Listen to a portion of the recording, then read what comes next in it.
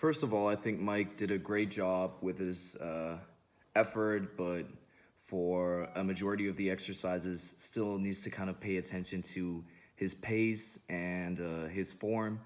The push-up, for instance, he showed great effort, great hustle, great pace specifically. Like he went at a really high pace for his reps, but he didn't really push his arms fully through, so that's something he should pay attention to.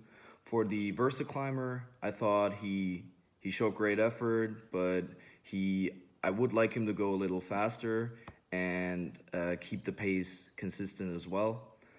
For the inverted row, I loved the hustle. I could tell he fatigued quickly, so maybe if that's the case, slow the pace down more and maybe position your feet a bit closer to your body so you can really push through the legs.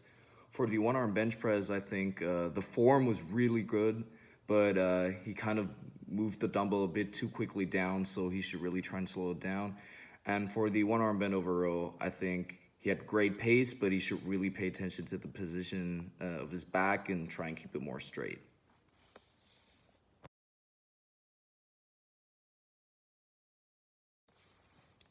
A constraint I identified for the push-up was the environment he was in, his coaches, his teammates, the music all playing, really high pace, really intense. It really motivated him to give it his all, and you could really tell by the high pace he was going at.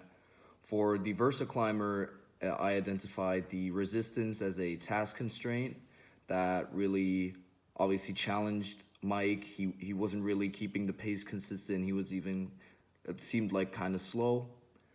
For the inverted row, another task constraint was identified. The distance to the target, so the distance that he had to push himself up until, seemed to be really high, as you could tell by him fatiguing rather quickly and really struggling.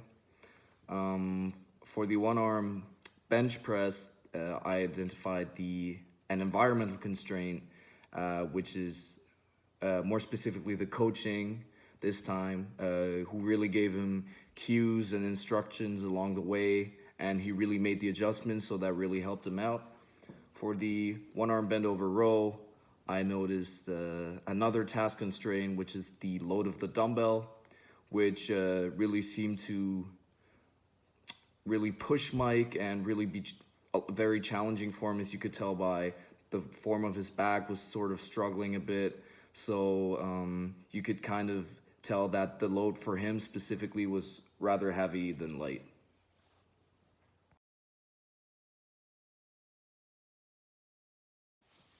For the push-up, I noticed that Mike doesn't fully extend his arms or push up all the way, which obviously is due to the fact that he was going really fast, but you should still pay attention to the form. So what I would do is add hold a dowel slightly above his back, and tell him that he needs to touch the dowel every time he pushes up, so that way he will push up fully because he's forced to do it, and that will improve his form.